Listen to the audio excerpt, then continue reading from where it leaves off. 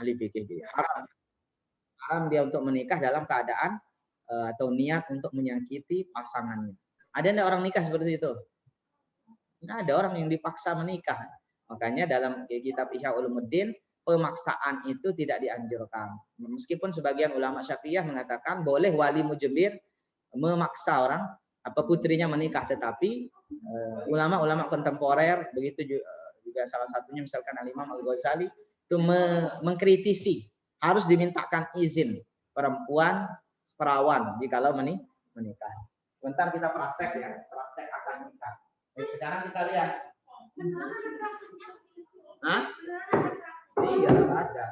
Praktek akad, bukan praktek kawin ya. Praktek akad. Jadi perhatikan. Kemarin kelompok berapa yang presentasi nikah? Orangnya mana hadir? Sendiri aja hadir. Nanti pakai model yang lain. Baik, syarat sah menikah. Syarat sah nikah. Ada berapa? Syarat sah nikah? Ada 4. 1. Adanya pengantin. Adanya pengantin atau calon pengantin ya. Calon mempelai. Pria dan wanita. Ini punya syarat nih. Jadi pernikahan itu akan sah. Syarat pertama adanya calon pengantin atau calon mempelai. Syarat pertama bagi calon mempelai harus lawan jenis. Tidak sah, tidak halal, bahkan dijatuhi hukuman bagi orang yang memaksa untuk menikah antara sesama jenis. Baik secara hukum negara maupun hukum syariat Islam. Negara kita tidak menganggap legal pernikahan sesama jenis. Kalau ada yang menikah seperti itu ya di luar negeri dia. Ada negara-negara yang bebas tanpa ada aturan seperti ini. Tapi untuk Islam dan Indonesia harus pengantin tuh harus lawan jenis. Meskipun ada beberapa kasus saya baca di Jawa pernah ada orang yang tertipu. Nikah sudah sekian lama, baru tahu ternyata itu cowok. Nah, ini tidak masuk akal ya, tidak masuk akal. Nah, tetapi ya, wallahu alam. Pertama lawan jenis. Yang kedua seagama. Kalau dalam undang-undang kompilasi hukum nikah seagama.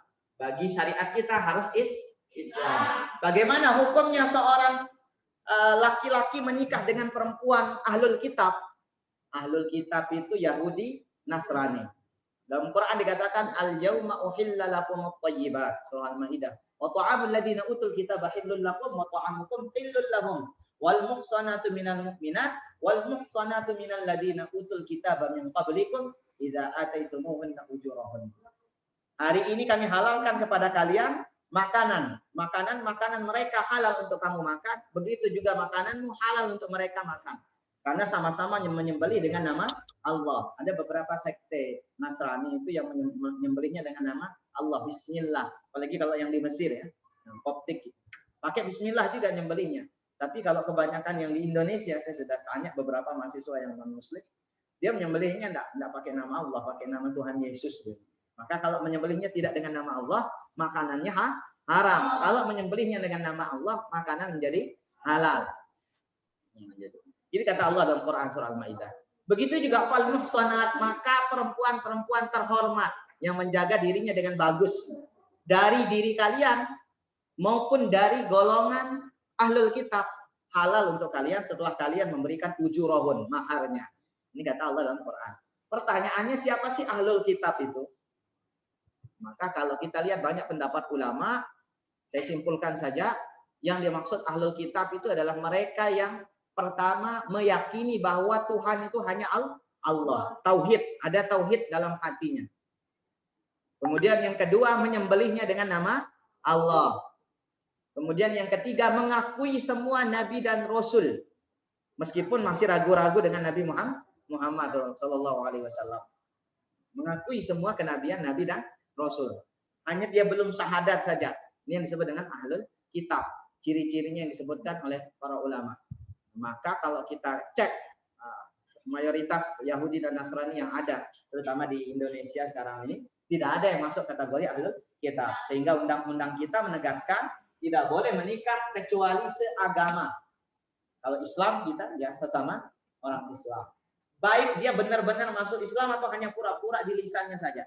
Tidak ada urusan kita dengan urusan hati. Yang kita lihat bagian zahirnya. Ada orang yang nikah dengan mu'allaf kan? Asyhadu an la ilaha illallah, dia syahadat di sana langsung. Tapi setelah menikah 2-3 bulan kemudian malah mau balik lagi ke agamanya. Bagaimana pernikahannya? Pernikahannya tetap sah karena ketika menikah dia sudah masuk Islam secara lisan, meski hatinya berkata lain. Jadi urusan kita urusan zahir, bukan urusan yang batin. Jadi lawan jenis dan seagama. Yang ketiga, ada syarat yang dicantumkan oleh para ulama, untuk pengantin harus sepupu. Sepupu ini artinya setara. Setara itu ya dari segi agama sama-sama soleh, sama-sama taat, sama-sama baik. Kalau dari segi duniawiyah ya sama-sama menerima keadaan masing-masing dari penghasilan dan sebagainya, keluarga. Ini sepupu. Sepupu ini tidak semua ulama menjadikan dia sebagai syarat ya, tapi ada yang mencantumkan ini sebagai syarat. Di antara contoh konkret sepupu itu janda dengan perjaka. Ini tidak sepupu namanya. Janda dengan perjaka. Atau duda dengan perawan yang belum pernah menikah. Ini juga tidak sepupu. Maka tak pernah Nabi datang seorang sahabat kepada beliau, lapor, saya mau nikah. Sudah tidak kamu lihat calonmu, kata Nabi SAW. Ya calon saya janda, disebutkan namanya. Pergi lihat dia dulu. Kalau betul menarik hatimu, silakan lanjutkan. Tapi lebih baik kamu menikah dengan sesama perawan, karena dia perjaka. Nikahlah dengan sesama yang perawan, karena lebih mudah untuk diajak bermain, kata Nabi dengan bahasa kiasan.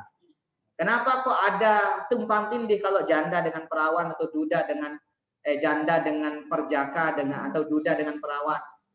Tadi ada senioritas ya. Mereka yang sudah pernah menikah kan lebih banyak tahu tentang pernikahan dan sudah pernah punya kenangan lain dengan orang lain. Sehingga biasanya dibanding-bandingkan nanti. Meskipun tidak diungkapkan. Lah ya semangat dulu. Suami saya yang dulu gagah badannya, tegap tinggi. Kok terpercaya. Kok yang ini begini ya Allah, astagfirullahaladzim. Jadi jangan sampai dia dibanding. Begitu juga yang perempuan, dulu kok suami saya lembut, kasih sayang, yang sekarang kok kasar. Nah ini kemudian dihindari. Ada syarat sepupu sama. Yang perawan, yang belum pernah menikah, nikahlah dengan yang belum pernah menikah juga. Apakah tidak boleh? Boleh. Hanya kurang afdol. Ya, kurang afdol. Kemudian yang kedua syarat sahnya menikah apa?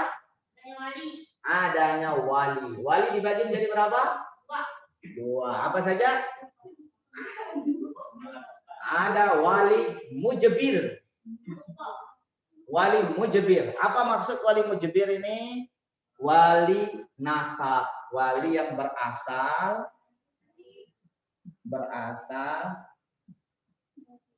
dari nasab.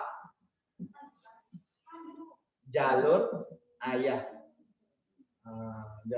dan seterusnya. Ini yang disebut dengan wali mujbir, nasabnya, orang tua biologisnya yang sah secara agama telah menjadi ayahnya. Ini wali mujbir. Dan wali ini punya syarat juga dalam mazhab Syafi'iyah. Wali itu punya syarat. Pertama dia muslim, yang kedua dia adil. Maka orang yang fasik, wali yang fasik tidak bisa diterima akadnya sebagai seorang wali, ini wali pernikahan. Ini menurut sebagian pendapat Syafi'iyah. Tapi dalam pandangan Muhammadiyah, ya pokoknya dia muslim, lakukan sholat 5 waktu itu sudah cukup sebagai syarat dia menjadi wali. Ini wali mujbir ya. Siapa saja wali mujbir ya? Wali mujbir. Asalnya dari kata jabaro yang berarti memaksa. Wali yang punya hak untuk memaksa perempuan ini nikah sama siapa yang dia tentukan. Ini yang disebut dengan wali mujbir. Memaksa di sini bukan berarti tidak minta izin ya, tapi dikasih. Ini ada laki-laki bagus, orangnya begini, bagus kalau kamu nikah sama dia. Mau apa enggak? Kalau dia berarti setuju. Makanya kalau tidak setuju ngomong. Anda dalam syariat Islam, sukutul bikr, diamnya seorang perempuan perawan amin alamati min alamati na'am. Bagian daripada alamat, bagian daripada ciri-ciri setuju. Iya, anggukan iya. Jadi kamu mau nikah nggak sama dia? Kalau dia malu-malu, nah ini berarti mau. Tetapi kamu nikah sama dia ya? Enggak usah, saya minta waktu. Nah ini berarti dia tidak setuju dan boleh dia untuk utarakan ketidaksetujuannya. Kemudian wali muslim adil, kemudian ada dua wali hakim. Setelah ayah kakek ya, paman dulu, ayah paman, kakek tidak ada, baru kemudian saudara seayah seibu, tidak ada lagi, baru saudara seayah dan seterusnya. Jadi ini urutan-urutannya sampai nanti ada di kompilasi hukum Islam itu. Kalau sudah mentok tidak ada wali mujbir, baru beralih ke wali hakim. Wali hakim. Ini catatan. Tidak sah pernikahan yang menggunakan wali hakim tanpa seizin wali mujbir. Ada orang kawin lari, merari, bahasa dengan Lombok ya, merari, diculik, dibawa lari, orang tua tetap nggak mau setuju, dia pergi cari wali hakim untuk menikah. Kemudian dia akadkan dirinya dengan wali hakim tersebut. Maka dalam hukum Islam pernikahannya dianggap tidak sah. Kenapa? Walinya ini masih hidup, wali mujbir masih hidup, tidak berhalangan dan tidak setuju dengan pernikahan yang dia lakukan. Jadi pernikahan yang dia lakukan tidak disetujui oleh wali mujbirnya. Maka pernikahan tersebut tidak sah. Ini tidak boleh. Meskipun yang walikan dia, yang hakim, yang jadi wali hakimnya ulama boleh belak, tuan guru boleh belak. Ini yang punya hak menikahkan.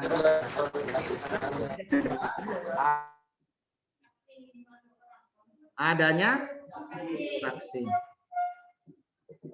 Adanya saksi. Syarat saksi muslim,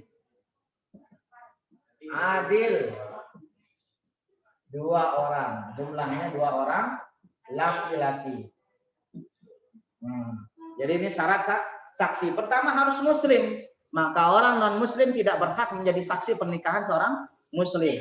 2 adil, ukuran minimal adil, semua kewajiban sebagai muslim dia dengan Allah dia tunaikan. Salatnya bagus, zakatnya dia bayar, tidak melakukan maksiat yang bisa merusak kejujurannya. Maka dia adil. Jadi tukang bohong itu tidak adil ya, tidak bisa menjadi saksi pernikahan. Kemudian yang ketiga, jumlahnya harus 2 orang minimal 2 orang laki-laki. Perempuan tidak menjadi saksi pernikahan. Jadi secara kalau dikiaskan dia dengan persaksian dalam hal yang lainnya, kalaupun saksinya itu perempuan harus jumlahnya 4 orang, bukan 2 orang. Perempuan jumlahnya minimal 4 orang. Kenapa? Karena dinul mar'ah nisfu dinir rajul. Agamanya perempuan setengah daripada agamanya laki-laki. Wah, ini tidak adil ini. Kok kayaknya terkesan diskriminasi. Tapi enggak, memang kenyataannya demikian. Perempuan itu ada haidnya. Pernah seorang sahabat protes begitu kepada Nabi. Sahabiah perempuan, ya Rasulullah 5. Kenapa? Nuqsanu dinil mar'ah ala dinir rajul. Kenapa kok ada kekurangan agamanya perempuan dari agamanya laki-laki? Maka Nabi SAW menjawab, Alaysa idha habta atau alaysa idha habatil mar'ah lam tusalli wa lam tasum. Bukankah perempuan itu kalau dia haid dia tidak sholat dan tidak puasa? Ini yang menyebabkan agamanya setengah dari punya laki-laki. Saat dia libur, laki-laki tetap jual sholat, tetap puasa, sementara dia tidak ibadah. Itu maksudnya agamanya setengah daripada laki-laki. Sehingga persaksiannya setengah daripada persaksian laki-laki. Kalau dia mau bersaksi minimal 4 orang. Kemudian jenis kelamin laki-laki untuk 2 orang, perempuan 4 orang. Ini jika dikiaskan dengan hukum-hukum yang lain. Pandangan Muhammadiyah yang layak menjadi saksi adalah pemerintah. Pemerintahlah yang kemudian menjadi saksi di era modern saat ini. Dulu orang bisa ngomong aja, oh dia betul udah nikah, banyak. Tapi sekarang mau 100 orang yang ngomong dia itu udah jadi suami istri. Kalau belum ada catatan pernikahan di pemerintah, dianggap dia belum menikah secara negara. Meskipun syariat sah nikahnya. Oleh karenanya Muhammadiyah berpandangan syarat saksi itu diakomodir atau diwakilkan oleh pemerintah. Ketika pemerintah sudah hadir ngurus pernikahannya, maka ini sudah menjadi saksi dalam pernikahan. Yang terakhir adanya akad ijab, syaratnya 3. Adanya ijab, 2 adanya qabul, 3 istimrar. Apa ijab itu? Pernyataan penyerahan tanggung jawab dari bapak, dari wali kepada calon mempelai laki-laki. Saya nikahkan kamu dengan putri saya dengan mas kawin seperangkat alat sholat dan 1 buah Toyota Alphard dibayar tunai. Ya, misalkan, tidak apa-apa, minta mahar besar-besar, tidak masalah. Jadi dibayar tunai. Nah, ini namanya ijab. Lalu ada qabul.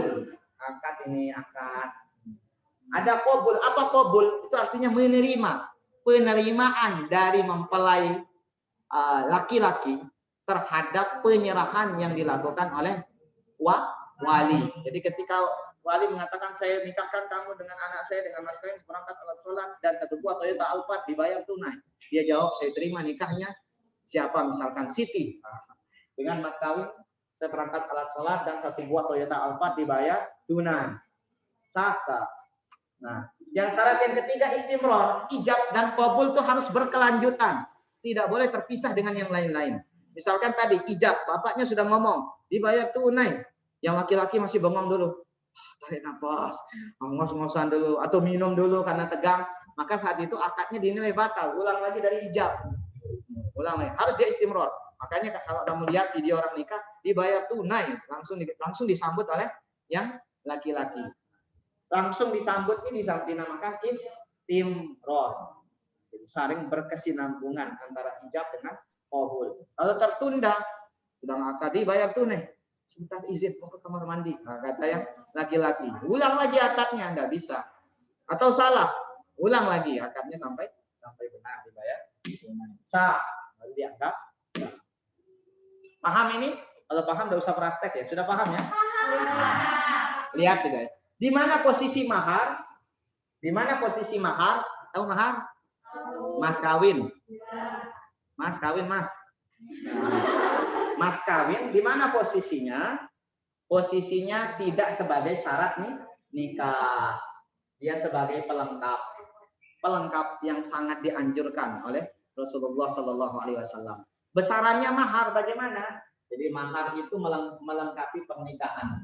Mahar dibagi menjadi 2. Ada mahar musamma, ada mahar mithli. Biasanya Nabi tidak akan mau menikahkan seorang dengan yang lain kalau si laki-laki belum bersedia membayar mahar kepada perempuan sesuai permintaan yang perempuan. Mahar ini siapa yang ucapkan? Hak perempuan, hak calon istri. Mahar itu hak calon istri, bukan keluarga istri. Ini kadang-kala keluarganya yang banyak ikut campur kan. Ketika ditanya mahar itu buka aja Toyota Alphard itu tanah 3 hektar. Kamu kan sudah sekolah tinggi-tinggi kan. Iya, yang perempuan yang punya hak. Kalau perempuan merasa saya cocok sama dia laki-laki soleh, tidak perlu mahar tinggi-tinggi, cukup seperangkat alat sholat dan 1 buah cincin emas seberat 2 gram ditambah dengan semangkok cinta dan kesetiaan. Nah, sudah cukup sudah itu. Hanya semangkok ya. Semangkok yang dalam seperti dalamnya sapi. Semangkok bakso. Dia mau mengungkapkan apa, mau minta apa, dialah yang dapat. Ya. Dialah yang punya hak. Kemudian ini, yang disebutkan, dia sebut apa tadi, tanah, mobil, apa yang dia minta disebut dengan mahar musamma. Mahar yang disebutkan oleh mempelai perempuan. Kalau dia tidak disebutkan, misalkan, Dek mau mahar apa kalau nanti kita nikah? Terserah abang aja dah. Nah, bilangnya terserah abang. Maka terserah abang itu bukan kamu kasih sendal jepit 1 pasang atau sekedar dikasih kain kafan seperti yang viral. Harusnya maharnya maharun mithli. Apa maharun mithli? Mahar sesuai adat. Misalkan perempuan S1, D3 ini ya. S1. Perempuan S1 di Lombok Tengah. Itu berapa biasanya maharnya? Nah, lihat, survei lokasi dulu. Oh, ternyata biasa dia dikasih mahar itu sekitar 10 gram emas misalkan ya. Berarti itulah mahar, terserah itu. Terserah abang itu ya segitu. Jangan sampai hanya dikasih sendal jepit. Itu mempermainkan. Pernah viral. Banyak kasus mahar viral di Lombok ini. Nah, jadi harusnya dikasih mahar misli sesuai dengan kebutuhan. Oh, kalau ada alumni kesehatan, biasanya lebih tinggi lagi. Wah, biasanya S1 kesehatan, maharnya itu sekian. Di luar daripada kebutuhan yang lain-lain. Ini dua ya, mahar misli. Makanya kalau kamu punya keinginan tertentu, pakai mahar musamma. Kalau kamu diam, nanti dikasihnya mahar misli. Ya kalau bagus ukuran di sana. Kalau ternyata di sana orang biasa nikah pakai Al-Fatihah saja, ya itulah maharul mislinya. Paham ya? Nah, baik, setelah menikah bukan selesai urusan. Bukan selesai urusannya. Ini saya tambah dikit ya, kan pekan depan kita nggak ketemu. Jadi setelah menikah, ada hal-hal yang harus kita perhatikan. Ada hal-hal yang harus diperhatikan. Ini penghapus nih.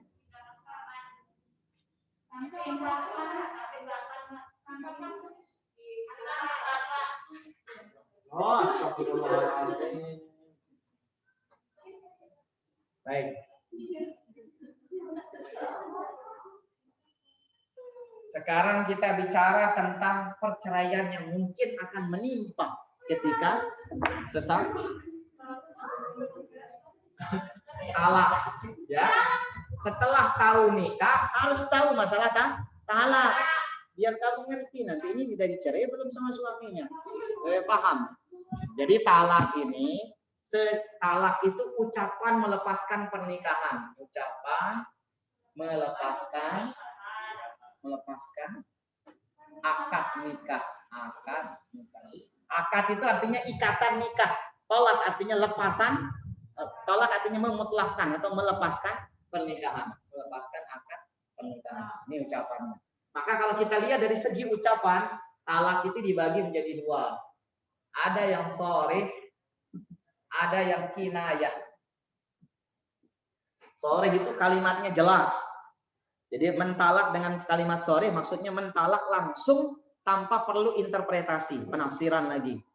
Hanya 3 jenis kalimat yang langsung dijatuhi hukum cerai tanpa harus dicari lagi penafsirannya apa. 3 jenis kalimat itu apa? 1, aku talak kamu. Aku talak kamu. Ini enggak perlu kemudian nanya lagi. Aku talak kamu. Mas, maksudnya apa? Ya aku talak. Maksudnya apa? Iya talak sudah. Ini talak kita artinya cerai. Enggak perlu nanya lagi. Jatuh talaknya meskipun dia main-main. Baik serius maupun main-main. Sambil ketawa-ketawa. Wah, sayang, wah. Nah, ini namanya. Ini perceraiannya sah, jatuh meskipun dia hanya main-main. Dah cerai dah ayo. Kalau kamu begini terus cerai sudah. Ini yang kayak candaannya candaan yang tidak bagus. Kalau dia bercanda sekalipun jatuh talaknya. Aku talak kamu. Yang kedua, kita pisah. Kita berpisah. Cukup sekian. Kita berpisah. Au fariquhun kata Allah dalam Quran. Atau kamu pisahkan dia. Udahlah, kayaknya kita cukup nih sampai sini aja. Kita pisah dah. Nah, kita pisah ini tidak ada interpretasi yang lain. Jadi dalam pandangan ulama Syafi'iyah, pisah atau farik itu termasuk kalimat sharih yang maknanya adalah cerai tanpa ada perlu penafsiran. Kemudian yang ketiga, ku lepaskan kamu. Ku lepaskan kamu. Ku lepaskan kamu. Ausarrihuhun. Dalam Quran dikatakan Kul ya ayuhan nabi kul li azwajika in kuntunna turidnal hayatad dunya fata'alaina umatti'kun wasadrihuhun nasarahan jamil. Kemarilah saya akan beri kamu hadiah kalau kamu memang mau dunia dan kemudian akan saya lepaskan. Nah, sadrih melepaskan. Maka 3 kalimat ini menurut ulama Syafi'iyah menjadi kalimat sharih yang bermakna cerai tanpa ada perlu interpretasi, jatuh talaknya meski main-main. Paham? Ini berlaku untuk yang udah nikah. Kamu yang masih menjalin hubungan maksiat, nggak usah pakai ini. Jadi yang masih menjalin hubungan pacaran maksiat itu nggak ada aturan ini ya. Mau tinggal sudah itu. Nggak Nah, udah kita tinggal, tidak perlu izin juga, adalah tinggalkan sudah maksiatnya. Kinayah itu bahasa kiasan, tidak jatuh cerai, tidak jatuh talak, kecuali dengan niat, talak. Niat talak. Kalau ini tanpa niat pun jatuh, tanpa niat jatuh talak. Dengan niat, contoh, pakai sindiran contoh. Kayaknya kita makin lama tidak bisa akur ini. Coba pulang dulu dah ke rumah orang tuamu. Nah, ini kalimat ini. Pulang dulu dah ke rumah orang tuamu. Ini tidak langsung jatuh talak. Maka pengadilan biasanya akan menanyakan, maksud Anda mengucapkan pulang dulu ke rumah orang tuamu itu apa? Harus diperjelas maksudnya. Kalau ternyata suaminya bilang, maksudnya hanya sekedar menenangkan diri. Bukan cerai, saya tidak mencerai, maksud saya sekedar menenangkan diri di rumah orang tua, maka talak tidak jatuh. Tapi kalau dia mengatakan bagaimana ini maksud Anda, perkataan Anda untuk pulang ke rumah orang tua, ya maksud saya cerai dia, berarti ini jatuh talaknya. Jadi ini harus dengan maksud atau niat untuk bercerai. Maka talak ini kemudian dalam hukum Islam dia ada 3 tingkatan. Talak 1, talak bain sugro. Yang pertama ada yang disebut dengan talak raj'i. Talak raj'i. Yang kedua ada yang disebut dengan talak bain sugro. Yang ketiga ada yang disebut dengan talak bain kubro. Ada lagi namanya talak sunni, talak bid'i. Itu nanti kamu baca di bukumu yang itu. Talak sunni itu talak yang dijatuhkan kepada seorang dari laki-laki pada istrinya, di mana istrinya dalam keadaan suci, tidak haid. Tapi kalau talak bid'i dijatuhkan talak sementara istri sedang haid. Jadi talaknya tetap jatuh, hanya saja bertentangan dengan sunnah. Mentalak istri ketika sedang haid itu menyelisihi sunnah. Talak raj'i, maka talak raj'i. Kata Nabi SAW, ini yang perlu jadi pegangan kita, bahwa abghadul halal indallahi at-talaq. Seburuk-buruknya perkara halal di sisi Allah adalah talak. Jadi meski talak ini halal, solusi terakhir daripada perselisihan di dalam rumah tangga. Tidak boleh langsung cepat-cepat hanya karena tidak ada makanan, hanya karena gaji yang kurang, atau suami pulang hilang 3 hari, kemudian ingin cerai. Biasanya perempuan ini paling mudah minta cerai. Hati-hati, nanti kalau dicerai dikira enak cerai itu, apalagi kalau sudah punya anak. Talak raj'i itu adalah talak 1 dan talak 2 yang bisa rujuk dalam masa iddah. Apa iddah itu? Masa menunggu keputusan suami, apakah akan cerai dia atau mau balik lagi, rujuk. Berapa lama dalam kompilasi hukum Islam? 3 bulan. Kata Al-Quran, wal mutallaqatu yatarabbasna bi anfusihinna thalathata quru. Orang perempuan yang ditalak hendaknya dia menahan dirinya. Dia tunggu sampai dengan 3 kali suci. Atau thalathata quru, 3 bulan. Jadi 3 bulan, misalkan ada orang, saya cerai kamu. Kemudian dia harus menunggu. Istrinya ini tidak boleh keluar rumah, tidak meninggalkan rumah suaminya, dan tidak boleh menikah atau cari laki-laki lain. Nah, udahlah kalau begitu saya balik aja sama mantan saya. Tidak boleh ada begitu ya. Jadi selama dia talak 1, 2 ini dia masih dalam status istri daripada suaminya. Jangan malah ngelawan ketika ditalak, itu pelajaran. Apa salah saya? Maka dalam Quran diatur suami istri yang sudah menjatuhkan perceraian di dalamnya, istri tidak boleh keluar rumah dan suami tidak boleh mengusir istrinya selama masih talak raj'i. La tukhrijuhunna min buyutihinna wa la yakhrujna illa ayyatina bi fahishatin mubayyinah.